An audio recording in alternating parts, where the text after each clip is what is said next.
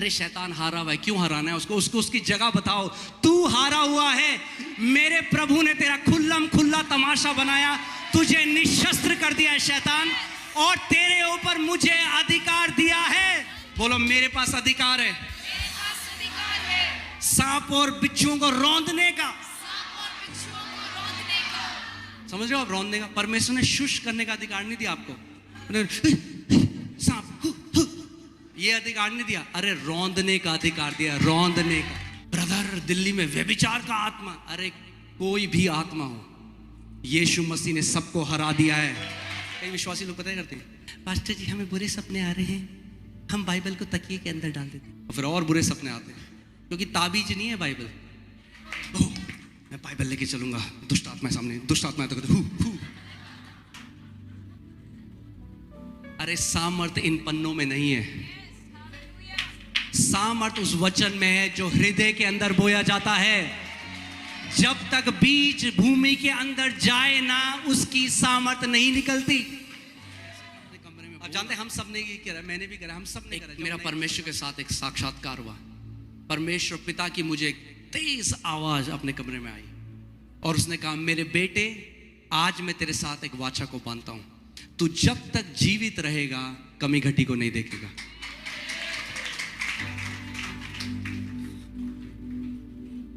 और वो दिन है और आज का दिन है। मैं आज आपको बता रहा हूं, मुझे नहीं पता कमी घटी क्या होती है। पता है क्यों? क्योंकि मुझे वचन मिल गया। आज मैं एक बात जान गया हूं, मेरी दौलत वो नहीं है जो मेरे बैंक में है, मेरी दौलत वो है जो वचन मेरे हृदय में है, तिजोरी में, वो मेरी दौलत है। क्योंकि वो आपसे कोई नहीं चुरा सकता। जब आपको वचन मिल गया, आपको अपना छुटकारा मिल गया। इसीलिए जब वो सूबेदार परमेश्वर के यीशु मसीह के पास आया, यीशु ने कहा, उसने कहा मेरा नौकर बीमार है। यीशु ने कहा मैं आऊंगा तेरे घर पे चंगा। नहीं प्रभु, जरूरत नहीं है, केवल वचन बोल दे काफी है। यीशु ने कहा इतना महान विश्वास तो मैंने इजराइल में भी नहीं देखा। यानी महान विश्वास क्या ढूंढता है? बहुत अच्छा है, बहुत अच्छा है। आप समझिए इस बात को, बहुत अच्छा है। परमेश्वर इन सबको इस्तेमाल कर रहा है, तेल को, पानी को, रुमाल को, हैंडलिंग को, सबको। मगर महान विश्वास कहता है प्रभु मुझे तेरा वचन चाहिए, मैं आज तेरा वचन ग्रहण करने आया हूं। अगर मुझे वचन मिल गया, और जब वो व्यक्ति यीशु मसीह के पास जाता है जो वचन खिलाया है, यीशु कहता है मैंने ऐसा महान विश्वास पूरी दिल्ली में नहीं देखा। ये मेरा बच्चा मेरे वचन के लिए आया है मेरे पास। हमें एक पीढ़ी खड़ी होनी पड़ेगी, करनी पड़ेगी इस देश में, जो वचन को हर एक चीज से ऊपर रखती है। आमेन, प्रेज गॉड। हम भी करते हैं अपने चर्च में ले हैंड। आप मेरे को गलत मत समझिए, हमें करना है, मगर वो सबसे निचला तरीका है लोगों रिसीव करने का। क्या करोगे आप अगर रात को 3 बजे आपके पेट में दर्द होगा? कौन सी हीलिंग मीटिंग में जाओगे? कौन से प्रभु के बंदे को बोलोगे अपने सर पे हाथ रखो? मैं अपनी कलीसिया में यही कहता हूं, मेरी सक्सेस तब है जब आपको मेरी जरूरत नहीं है। और मुझे कॉल नहीं आते लोगों के, क्यों? क्योंकि हम उन्हें एक चीज सिखा रहे, वचन से आप स्वयं ग्रहण कर सकते हो, स्वयं कब्जा करो जो आपका है। केवल आप जानते हैं बाइबल में 8000 प्रतिज्ञाएं कितनी है? अब्राहम को परमेश्वर ने कितनी प्रतिज्ञा दी? एक। कितनी दी? एक।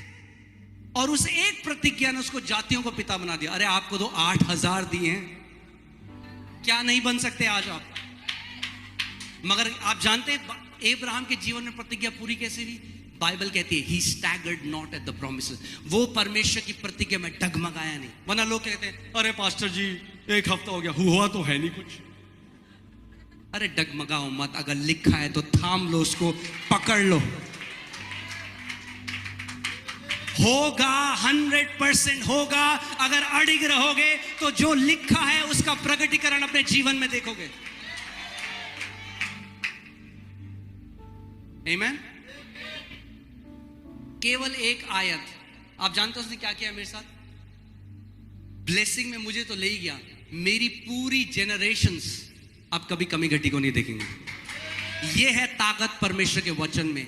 एक आयत आपकी जेनरेशंस को बदल सकती है।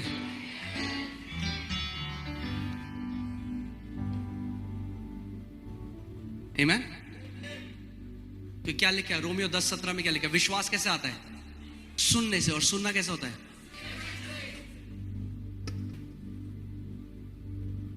आमीन। आप यहोशू 18 उसकी दूसरी आयत से पढ़िए। और इजराइलियों में से और इजराइलियों में से 7 गोत्रों के लोग 7 गोत्रों के लोग अपना अपना भाग बिना पाए अपना अपना भाग बिना पाए रह गए थे। आगे। तब यहोशू ने इजराइलियों से कहा, तब यहोशू ने इजराइलियों से कहा, जो देश तुम्हारे पूर्वजों के परमेश्वर यहोवा ने तुम्हें दिया है, ध्यान सुनिए, जो देश तुम्हारे पूर्वजों के परमेश्वर यहोवा ने तुम्हें क्या देगा, दिया है, उसे अपने अधिकार में कर लेने में, उसे अपने अधिकार में कर लेने में तुम कब तक ढिलाई करते रहोगे? तुम कब तक ढिलाई करते रहो। ध्यान सुनिए, ये आज बाइबल बता रही है इजराइल के कितने गोत्र थे? 12 के 12 को परमेश्वर ने उनकी मिरास दे दी, उनका इनहेरिटेंस दे दिया, मगर बाइबल बता रही है 7 ने ग्रहण ही नहीं करा उसे। क्या परमेश्वर की गलती है इसमें? यहोशू कह रहा है परमेश्वर तू कब देगा इन 7 गोत्र को? क्या ये कह रहा है? वो कह रहा है जो भूमि परमेश्वर ने तुम्हें दे दी है, तुम कब तक ढीले रहोगे और उसको अपना नहीं करोगे? आज कितने विश्वासी भी ढीले हैं। अपने पड़ोसी को बोलो वो ढीले मत रहो। क्यों? क्योंकि जो प्रतिज्ञा परमेश्वर ने उनको दी है उसको कब्जा आपको करना सीखना पड़ेगा। हम लोग पता कैसे बताए, हो प्रभु जी, प्रभु आशीष देते प्रभु, और हमें से कहते प्रभु आज अभी तक तो गिरी नहीं गोदी में। आशीष गोदी में नहीं गिरती, आशीष को कब्जा करना पड़ता है यीशु के नाम में। यहोशू कह रहा है कब तक जो 7 गोत्र, तुम कब तक ढिलाई करते रहोगे, कब तक उस चीज पर कब्जा नहीं करोगे जो तुम्हारा है। मैं क्या कर रहा था? मैं ढिलाई कर रहा। हम लोग क्या करते हैं? हम केवल परमेश्वर के सामने रोते, ओ प्रभु, प्रभु कब देगा प्रभु? प्रभु कह रहे दे दिया है, 2000 साल पहले तुझे मैंने दे दिया है, सारी आत्मिक आशीषों से तुझे आशीष कर दिया है, मेरे कोड़े खाने से तू चंगा हो चुका है, मैंने तेरे लिए सारे प्रबंध कर चुका हूं, अब मेरे वचन पर विश्वास कर और कब्जा कर जो तेरा है। कब्जा करना सीखना पड़ेगा हमें। कब्जा आप कैसे करते हो? आप जानते हो आप कैसे कब्जा, किसी भी आयत पर आप कैसे कब्जा करोगे? मैंने आपको क्या बताया था, ये किताब बीज की है, इसके अंदर बीज है, मगर बीज अगर मैं बीज को लूं और टेबल के ऊपर डाल दूं यहां पे, 10 साल बाद आऊं, कितने फल खाऊंगा? हाँ, एक भी नहीं। कई विश्वासी लोग पता है करते हैं, पास्टर जी हमें बुरे सपने आ रहे हैं, हम बाइबल को तकिए के अंदर डाल देते हैं, फिर और बुरे सपने आते हैं। तो ये तो समझ में नहीं आया क्या हो रहा है, क्योंकि ताबीज नहीं है बाइबल।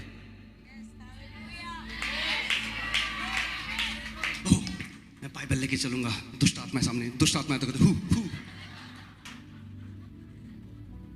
अरे सामर्थ इन पन्नों में नहीं है, सामर्थ उस वचन में है जो हृदय के अंदर बोया जाता है।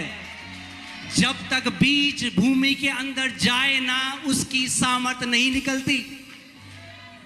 आप जानते हैं हम सब ने ये करा, मैंने भी करा, हम सब ने करा। जब नए विश्वासी हमने कहा ओ प्रभु मुझसे बात, कितने लोगों ने करी है वो चीज? यहां पे दिखाई मुझे। क्यों करते हैं हम ये? पता है क्यों?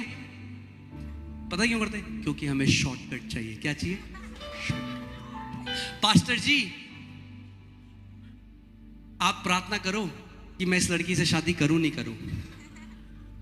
पास्टर जी आप प्रार्थना करो कि मैं नौकरी ज्वाइन करूं ना करूं। बेचारा पास्टर क्या करे? पास्टर जी मुझे सपना आया, 4 सांप मैंने देखे बिस्तर के, उसका मतलब क्या है? एक बार तो मुझे डांट लगानी पड़ी। मैंने मुझे अपने सपने मत भेजना, तुम्हारे सपने अनुवाद करते करते मैं कुछ नहीं कर पाऊंगा फिर जिंदगी में। पास्टर जी मुझे सपना है, मैं क्या करूं? मैंने, किसने दिया सपना?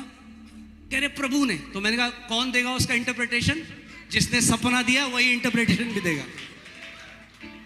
पास्टर को शॉर्टकट मत बनाओ। पास्टर जी आप हमारे लिए घुटने टेको, हम चिप्स खा के बिग बॉस देखेंगे।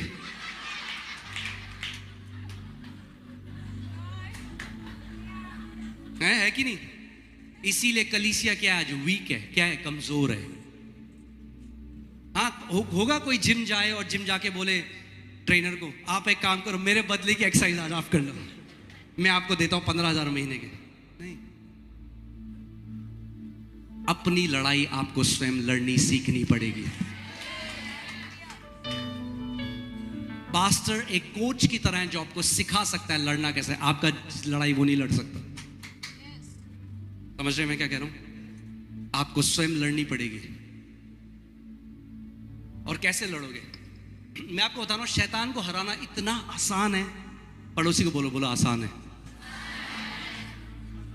ओह ब्रदर, स्पिरिचुअल वॉरफेयर हो रहा है ब्रदर, इतना स्पिरिचुअल वॉरफेयर है। और शैतान बोलता है यार ये क्या हर समय मेरे ऊपर ये आरोप लगाता रहता है, इतना तो मैंने करा भी नहीं इसके ऊपर अटैक जितना ही मेरे बारे में बोलता रहता है। हर चीज में शैतान शैतान। कई बार चर्च में स्पीकर नहीं चल रहा तो पास्टर बोलता है शैतान, अरे स्पीकर पुराना हो गया, चेंज करो उसे। हर चीज शैतान नहीं है।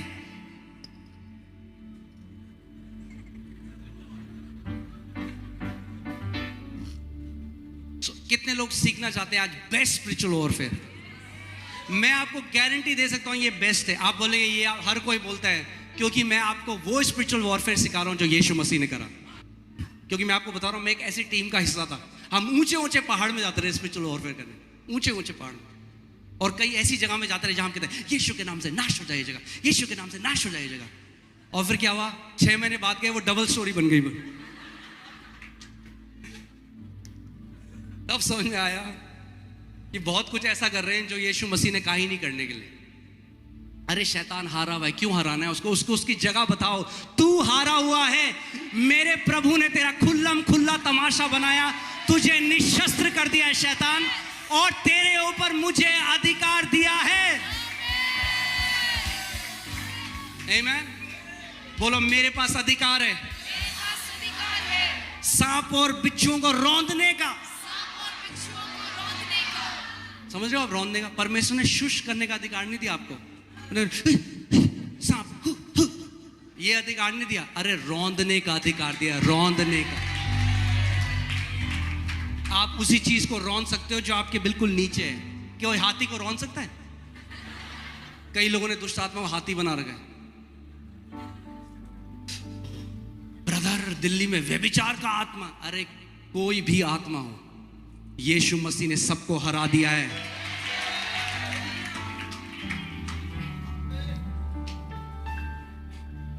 आमीन। मैंने आपको क्या सिखाया आज? व्यभिचार हो, कुछ भी हो, वचन अगर दिल में भर लिया, अपने आप पाप से बाहर आ जाओगे। आमीन। सो हम लोग क्या सीख रहे थे? Best spiritual warfare. क्योंकि कितने सारे आज जो बिलीवर्स हैं, मैं आज कोई वचन प्रचार करने के लिए, मैं जस्ट बह रहा हूं, ठीक है?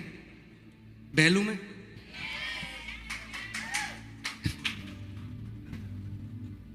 जो पवित्र आत्मा मेरे अंदर डाल रहा है, मैं आपको वचन बोल रहा हूं। कितने सारे विश्वासी आज क्या है? डीमन कॉन्शियस है। क्या है? Demon conscious. उनकी चेतना में हर समय शैतान के बारे में सोचते।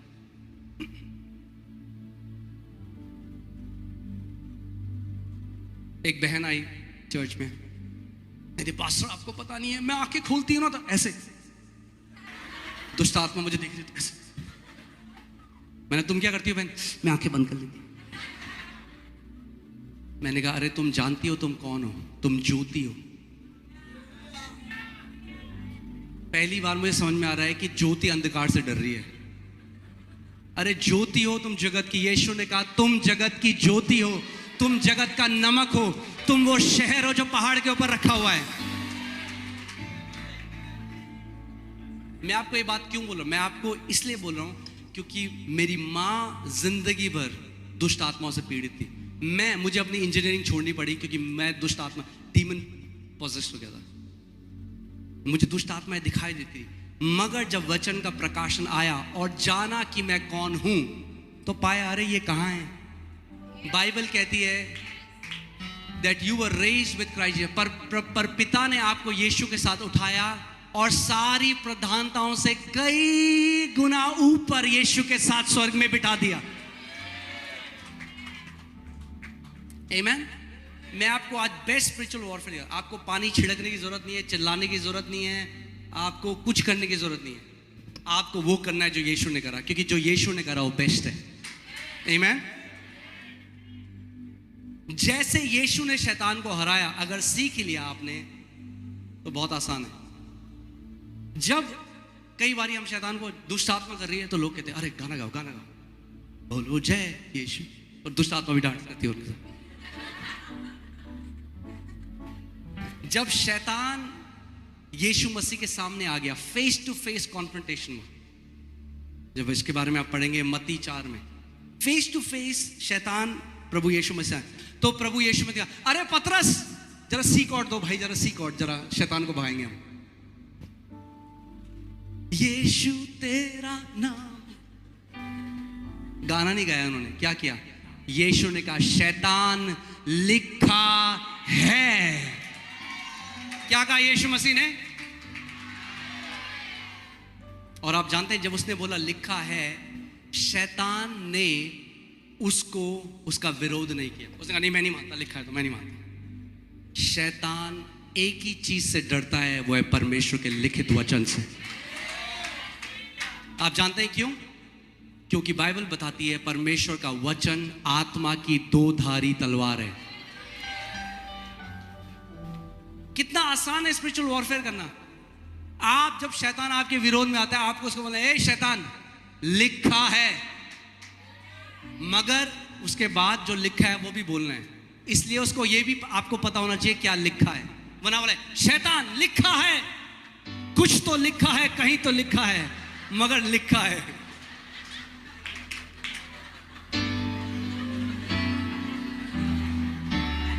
आत्मा की तलवार को पकड़ लो, आज साफ कर लो, एक जयवंत जीवन जियोगे आप। वचन को अपने अंदर भर लोगे तो एक जयवंत जीवन जियोगे।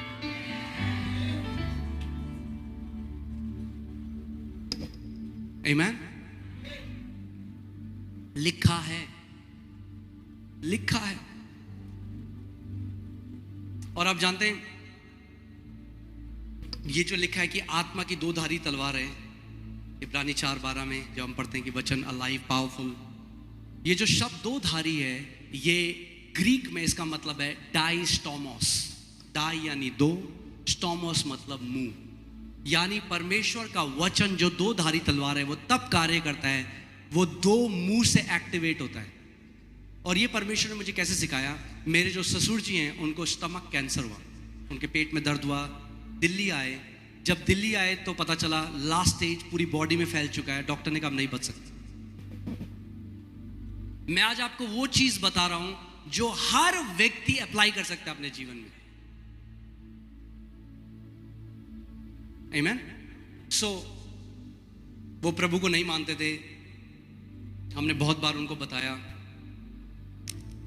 और फिर डॉक्टर के पास गए। डॉक्टर ने कहा आप इनको ले जाइए 3 महीने मैक्सिमम। इस सिचुएशन में मुझे कुछ समझ में नहीं आ रहा। और जैसे ही मैं कहता, एक स्वर्गदूत करीबन 8 से 9 फीट लंबा और एकदम जैसे मस्कुलर जैसे होता है, मुझे पता था वो वॉरियर एंजल है, और वो मेरे आगे खड़ा होकर वो केवल मेरी तरफ घूरता रहा। मुझे समझ में नहीं आया, मुझे लगा कोई वो मैसेज देगा, मगर वो केवल घूरता रहा। और तब पवित्र आत्मा ने मेरे अंदर डाला, इसको नारायण के जीवन के लिए लड़ने के लिए भेज। पवित्र आत्मा ने लगा go and send him to fight for Narayan's life. मैंने कहा प्रभु मुझे नहीं पता स्वर्गदूत को कैसे भेजते हैं। प्रभु ने कहा मेरा ये वचन बोलो, और उसने मुझे एक वचन की आयत दी। जैसे ही मैंने उस वचन को बोला, वो स्वर्गदूत चला गया वहां से। मैं आज आपको सीक्रेट बता रहा हूं कि वचन बोलने से 2 चीज होंगी, एक तो शैतान को आप लगाओगे फटकार, और स्वर्गदूतों को आप दोगे उनका असाइनमेंट।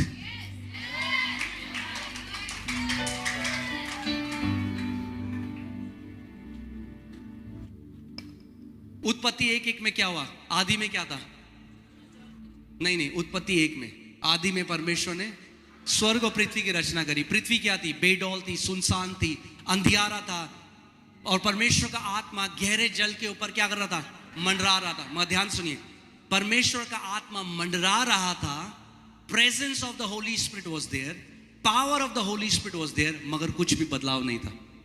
जैसे आज जब कलीसिया मिलता है तो परमेश्वर का आत्मा मंडराता है, मगर केवल आत्मा का मंडराना क्रिएशन नहीं लाता। कितनी टाइम तक आत्मा मंडरा रहा था हमें नहीं पता, 1 साल, 10 साल, 1000 साल, 10,000 साल, हमें नहीं पता, बाइबल नहीं बताती, मगर आत्मा मंडरा रहा था, कोई चेंज नहीं था। आज कितने विश्वासी लोग कलीसिया में आते हैं और जब आत्मा मंडरा रहा है वो केवल एंजॉय करते हैं प्रेजेंस को। ओह प्रभु आज की सभा बहुत अच्छी थी, मेरे को बड़े गर्मी लगी, सर्दी लगी, झुरझुराहट लगी, करंट लगा, बहुत अच्छी बात है। मगर हम लोगों को, अगर आप आत्मिक बुद्धिमान हो, जब मैनिफेस्ट प्रेजेंस आती है उस समय वचन की घोषणा अगर करोगे तो क्रिएशन हो जाएगा। आत्मा मंडरा रहा था मगर कुछ नहीं हो रहा था जब तक परमेश्वर ने बोला नहीं, लेट देयर बी लाइट। और आत्मा और वचन हमेशा साथ मिलकर कार्य करता है। आमीन। आत्मा और वचन क्या करता है? हमेशा साथ मिलकर कार्य करता है। मैं आपको क्यों ये बात कर रहा हूं? हम लोग एक जगह गए, वहां पे रिवाइवल मीटिंग चल रहा था। हम लोग नॉर्थ ईस्ट में गए और वहां पे जब लास्ट में प्रे करी तो हमने कहा आगे आ जाओ जो लोग परमेश्वर की आत्मा से भरना चाहते हैं। और लोग आगे आए और मैंने देखा कि क्या पैशन है इन लोगों के अंदर। वो रो रहे हैं, परमेश्वर की आत्मा से भरे हुए हैं, जमीन में लौट रहे हैं, मिट्टी में रो रहे हैं, पूरे मिट्टी में लेट गए। मैं कह रहा हूं प्रभु कितने पैशनेट हैं ये बच्चे, ये यंग लोग जो हैं, हजारों की भीड़।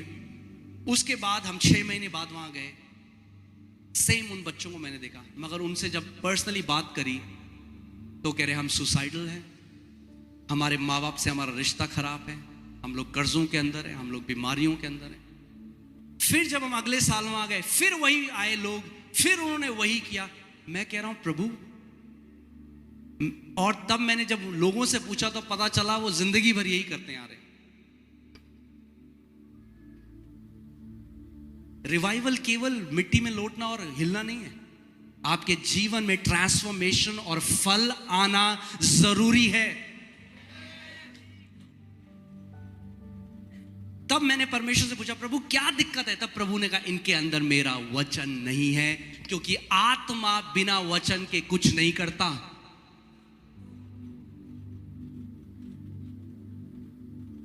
कितने लोगों ने सुना मैंने क्या कहा? आत्मा बिना वचन के कुछ नहीं करता। Holi spirit is the performer of the word of God. पवित्र आत्मा परमेश्वर के वचन को पूरा करता है। अगर वचन नहीं है तो पवित्र आत्मा कुछ नहीं करेगा। आप केवल इंजॉय, आपको क्या मजा आया, हमें चर्च जाके मजा आया, क्या करोगे उस मजे का जब कर्जा आएगा आपके ऊपर? तब लोग छोड़ देते हैं कलीसिया।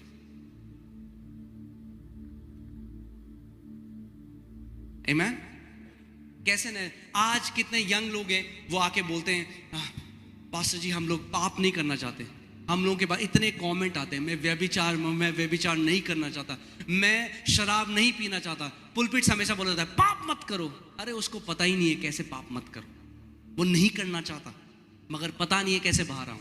केवल ये बोलना काफी नहीं है पाप मत करो, पवित्र बनो। उसको नहीं पता पवित्र कैसे बनूं, कैसे बनूं, कैसे बनूं।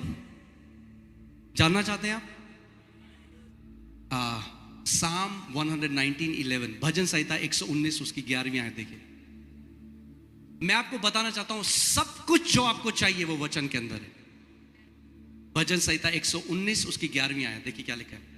मैंने तेरे वचन को अपने हृदय में रख छोड़ा है, अपने हृदय में रख छोड़ा है कि तेरे विरुद्ध पाप ना करूं, कि तेरे विरुद्ध पाप ना करूं।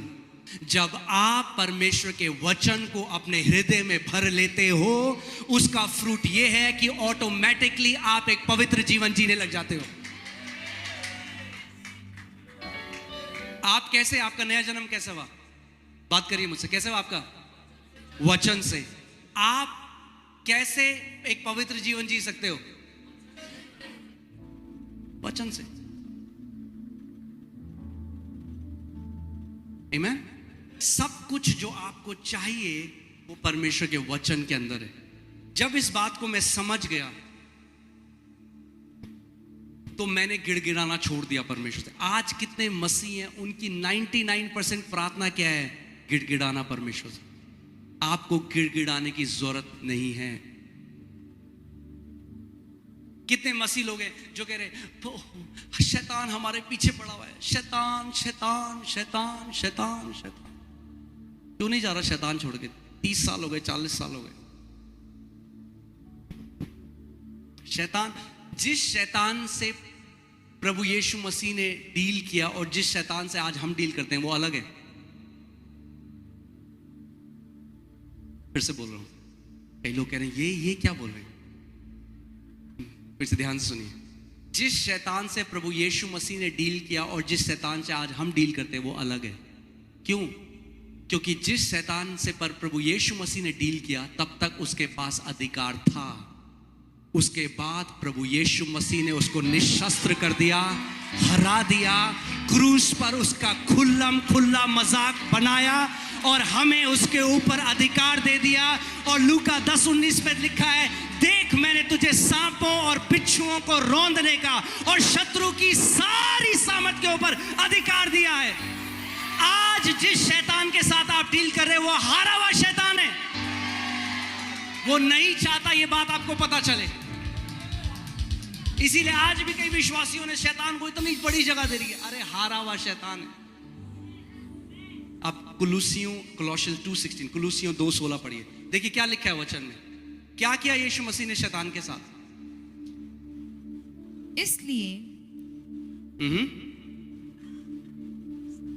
इसलिए खाने पीने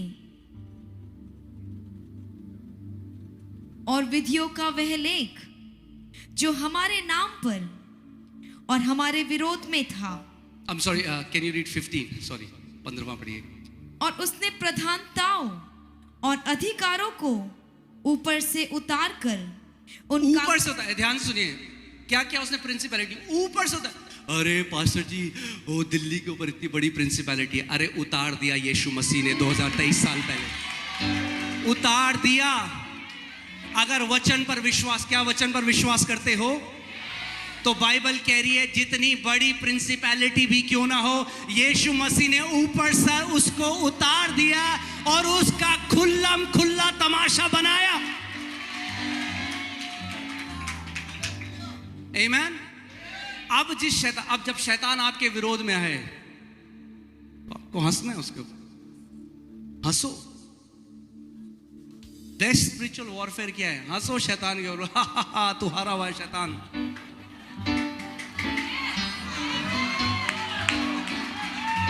आमीन। जब बच्चे तमाशा देखते हैं तो क्या करते हैं? बच्चे हंसते हैं। अरे यीशु मसीह ने तमाशा बना दिया उसका क्रूस में। तो कौन सा शैतान? पास्टर जी शैतान क्यों बोल रहे हैं? क्योंकि वचन पे नहीं बने, वचन का ज्ञान नहीं है। होशाया 4:6 में क्या लिखा है? मेरी प्रजा क्यों नाश होती है? मेरी प्रजा इसलिए नाश होती है क्योंकि वहां पे जो सरकार है वो मसीह विरोधी है। ये कह रहा है परमेश्वर।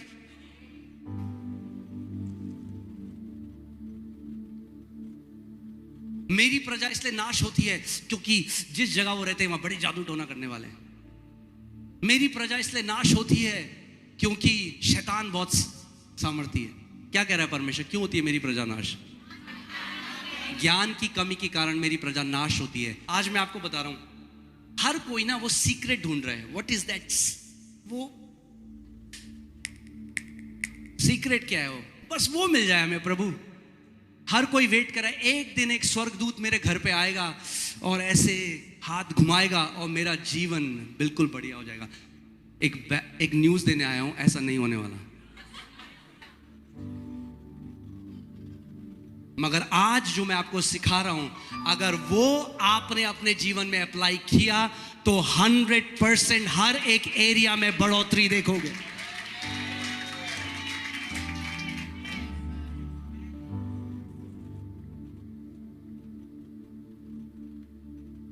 आमीन।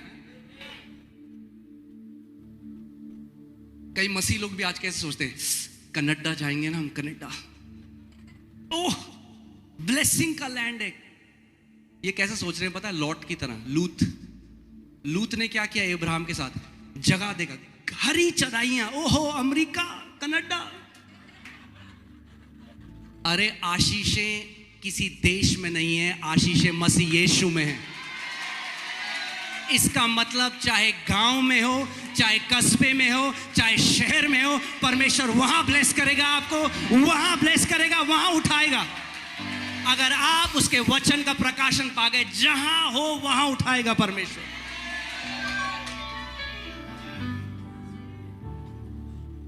आमीन। मैं जब भी पास्टर्स को ट्रेन करता हूं, मैं उनको ये बताऊं, कहते हैं पास्टर जी आप तो दिल्ली में हो इसलिए फल फूल रहे हो। मैंने कहा भैया यही तो दिक्कत है, तुम्हारी गलत सोच है। इब्राहिम रेगिस्तान में गया, वहां फलता फूलता गया। लूत हरी भूमि में गया, वहां नाश हो गया। आपकी आशीष का आपकी सरकार से कोई लेना देना नहीं है, आपकी नौकरी से कोई लेना देना नहीं है। आपकी आशीष मसीह यीशु में है। आप इफिसियों 1:3 पढ़ दीजिए। इफिसियों 1:3 में सुनिए क्या लिखा है। हमारे प्रभु यीशु मसीह के परमेश्वर और पिता का धन्यवाद हो कि उसने हमें मसीह में स्वर्गीय स्थानों में सब प्रकार की आशीष दी है। एक मिनट ध्यान से सुनिए। अब पौलुस प्रेरित इफिसियों की कलीसिया को बता रहे हैं कि हमारे परमेश्वर पिता का धन्यवाद हो, क्योंकि परमेश्वर पिता ने हमें मसीह यीशु में कितनी प्रकार की सब। मगर आपको एक चीज नहीं पता, ये जो सब शब्द है, ये ग्रीक में इसका मतलब क्या है आप जानते हैं? सब जो है इसका ग्रीक में मतलब है सब, और इब्रानी में इसका मतलब है सब। सब कोई मतलब सब कोई, सब कोई आशीष जो आपको चाहिए अपने जीवन में फलवंत होने के लिए, बाइबल कह रही है परमेश्वर पिता ने पहले से मसीह यीशु में आपको दे दी है। मगर ध्यान से सुनिए, अब सवाल ये आता है, अगर दे दी है तो मेरे जीवन में वो क्यों नहीं प्रकट हो रही? राइट? अगर परमेश्वर, क्योंकि परमेश्वर का देना और मनुष्य का ग्रहण करना दो बातें हैं। फिर से मैं इस बात को बोलता हूं कि आप समझ पाए। तब तक बहन आप जोशुआ यहोशू 18 उसकी दूसरी आयत खोलिए। परमेश्वर का देना और मनुष्य का ग्रहण करना, ये दो बातें हैं। आमीन। यूहन्ना 3:16 में क्या लिखा है? सबको पता है क्या लिखा है? परमेश्वर ने जगत से इतना प्रेम किया, अपना इकलौता पुत्र दे दिया। अब मेरा सवाल यह है, कितने लोग यहां मानते हैं परमेश्वर ने अपना पुत्र दे दिया जगत के उद्धार के लिए? वहां नहीं मानते लोग। हाँ, मानते हैं आप कि परमेश्वर ने अपना पुत्र दे दिया? अब मेरा सवाल आपसे, अगर परमेश्वर ने दे दिया अपने पुत्र को, तो आज हर कोई क्यों नहीं बच गया? क्या सबने उद्धार पाया? क्यों? परमेश्वर ने तो दे दिया अपना पुत्र, तो फिर क्यों नहीं सबने उद्धार पाया भाई? हाँ, क्योंकि सबने उसे ग्रहण, यानी परमेश्वर का देना और मनुष्य का ग्रहण करना दो बातें हैं। यूहन्ना 1:12, परंतु जितनों ने उसे ग्रहण किया उसने उन्हें परमेश्वर की संतान होने का अधिकार दिया। यानी परमेश्वर ने अपने पुत्र को दे दिया, मगर उसका देना उन्हीं के जीवन में प्रकट हुआ जिन्होंने उसके पुत्र को क्या किया? ग्रहण। ऐसे ही परमेश्वर ने कलीसिया को सारी आत्मिक आशीषें दे दी हैं, मगर सबने ग्रहण, क्योंकि कलीसिया पता है प्रभु दे दे, प्रभु दे दे। परमेश्वर कहा क्या दे दे? दे तो दिया। प्रभु दे दिया। प्रभु दे, प्रभु कब देगा? तो दे दिया। दो। कैसे परमेश्वर आपकी प्रार्थना को सुने? वो आपको कैसे वो चीज दे सकता है जो, अच्छा दे उसने, एक मिनट आइए। आप समझिए, ये इनकी एक बाइबल है, इन्होंने मुझे गिफ्ट कर दी, ठीक है? अब मैं कह रहा हूं मुझे बाइबल दो, दे दो। दे सकते हैं मुझे? क्या आप समझ रहे मैं क्या कह रहा हूं? अगर कोई विश्वासी आज उपवास रखे, पूरा चर्च फास्टिंग में चला जाए 40 दिन की, और परमेश्वर अपने बेटे को दे, क्या दे सकता है परमेश्वर अपने बेटे को दोबारा? क्यों? दे दिया। सो कितने मसीह आज अज्ञानता की प्रार्थना करते हैं? क्यों? क्योंकि उन्हें वचन का प्रकाशन नहीं। केवल प्रार्थना करना काफी नहीं है। पास्टर मैं तो प्रार्थना कर रही हूं 20 साल से, क्यों नहीं हो रहा? इसीलिए तो नहीं हो रहा क्योंकि गलत प्रार्थना कर रहे हो। प्रार्थना तो सदूसी फरीसी भी करते थे। केवल प्रार्थना करना काफी नहीं है, वचन का प्रकाशन पाना जरूरी है, उसके द्वारा प्रार्थना करना।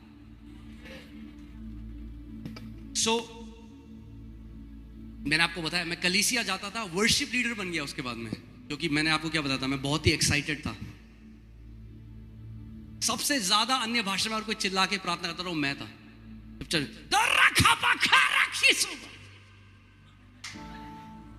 अगर कोई भी आएगा उन्हें पता लग जाएगा ये व्यक्ति सबसे ज्यादा। पास्टर ने कहा ये बढ़िया है, ये गिटार भी बजाता है, गाना भी गाता है, इसको वर्शिप लीडर बना दो। वर्शिप लीडिंग कर रहा हूं, मगर सोमवार से शनिवार तक हारा हुआ जीवन जी रहा हूं। सुसाइडल थॉट, बीमारी, गरीबी, हार्ट मेस्ड अप, हृदय पूरा खराब हो रखा है।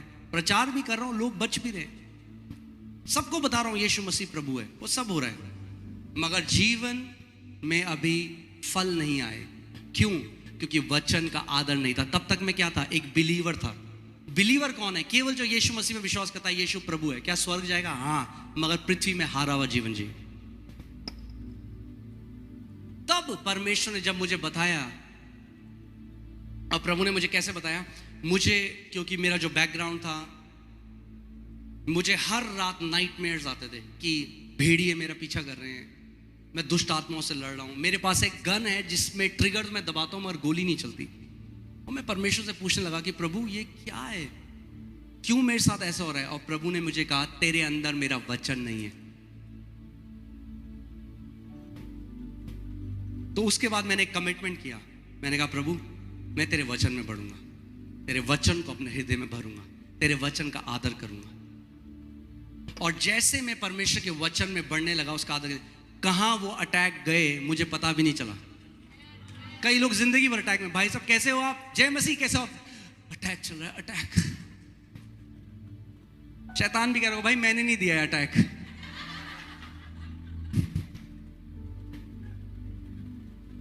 समझ रहे हैं आप? मैं आज आपसे केवल बात करने, मैं आपको कोई वचन प्रचार नहीं कर रहा हूं, मैं आपसे केवल अपना हार्ट शेयर कर रहा हूं कि आप इस बात को जानें। आप जो वचन का आज आदर करेंगे, आप वचन जो लोग अपने अंदर भर लेते हैं ना, डिस्टिंग्विश्ड हो जाते हैं, भीड़ में से अलग पहचाने जाओगे कि आपका वचन का परमेश्वर है। मैं आपको बता रहा हूं, आप आज मेरी बात को मानो, अगले 10 साल में पूरी दिल्ली आपको जानेगी कि आप कौन हो।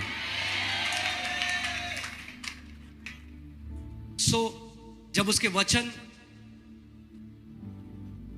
जब परमेश्वर ने सेवकाई के लिए बुलाया, बहुत कर्जा था। मैं आपको बता रहा हूं कि एक वचन में भी कितनी सामर्थ है, केवल एक वचन। हम लोग कर्जे में थे, फाइनेंशियल, आप जानते हैं आज के समय में 70% वरी, 70% जो चिंता है वो फाइनेंशियल है। पास्टर्स को भी, लोगों को भी, विश्वासियों को भी चिंता है। तो बैंक वाले हमें कॉल करते थे, और आपको पता है बैंक वाले जब कर्जा मांगने के लिए फोन करते तो कितनी प्यारी प्यारी बातें करते।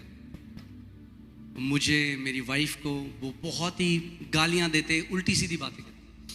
हमने कईयों की कंप्लेन भी करी, मगर फिर किसी और से, थर्ड पार्टी से वो फोन करते। और मैं एक दिन फ्रस्ट्रेट हो गया, मैं अपने छत में गया, मैं रोया परमेश्वर के सामने। मैंने कहा प्रभु, जैसे कई बार हम भी करते हैं, प्रभु मेरे साथ ऐसा क्यों हो रहा है? कहा है हम सब ने कभी, मेरे साथ ऐसा क्यों हो रहा है? कहते कैसे ये सिचुएशन बदलेगी। तो उसके अगले दिन मैं जैसे नॉर्मल बाइबल पढ़ता हूं, मैं वचन पढ़ रहा था, और पढ़ते पढ़ते इफिसियों 1:3 पढ़ने लगा। और इफिसियों 1:3 में यही वचन था कि परमेश्वर पिता ने, उसका धन्यवाद हो, उसने हमें सब आत्मिक आशीषित कर दिया है। और जैसे ही मैंने वो पढ़ा, मैं उसके आगे नहीं पढ़ पाया, मैंने रोक दिया।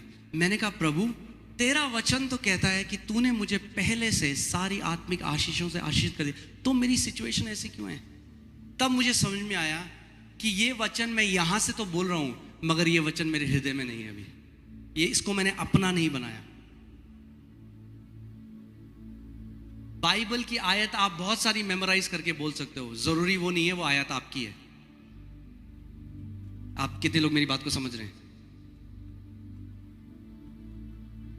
सो मैंने अपनी वाइफ को बोला, मैंने कहा मैं कमरे में जा रहा हूं, आप मुझे डिस्टर्ब मत करेगा, मैं तब तक मनन करूंगा इस वचन पर जब तक इसको अपना ना बना लो। केवल एक आयत, इफिसियों 1:3, एक आयत।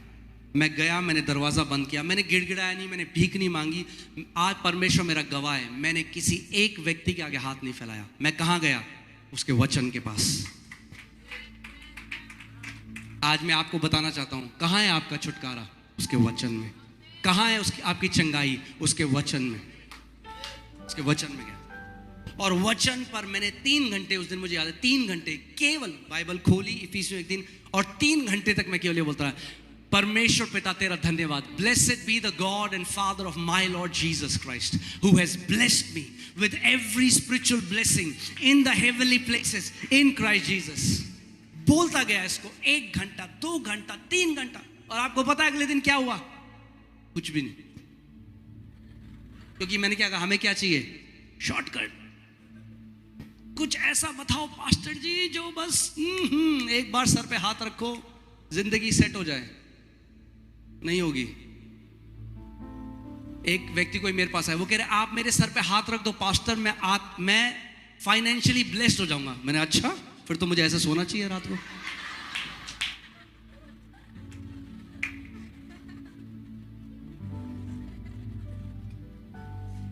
कोई है जो जिम में जाके जिम के ट्रेनर को बोलता है, ट्रेनर आप एक काम करो, आपकी बॉडी बहुत अच्छी है, मसल्स बहुत अच्छे हैं, पेट अंदर है, बस हाथ रख दो मेरे ऊपर। ट्रेनर का काम है आपको सिखाना कि वो कैसे बना जो वो बना। पास्टर्स और सारे अगुओं का काम है आपको सिखाना, वचन की गूढ़ शिक्षा में ले जाना, कि ताकि आप भी उसको पा सको। आमीन। मैं आज आपको इसीलिए अपनी लाइफ से सिखा रहा हूं, जो परमेश्वर ने मेरे साथ किया वो आपके साथ भी करेगा, और हजारों लोगों के साथ कर चुका है जिन्होंने इस वचन को अपनाया है। मैं आपको बता नहीं सकता टेस्टमनीज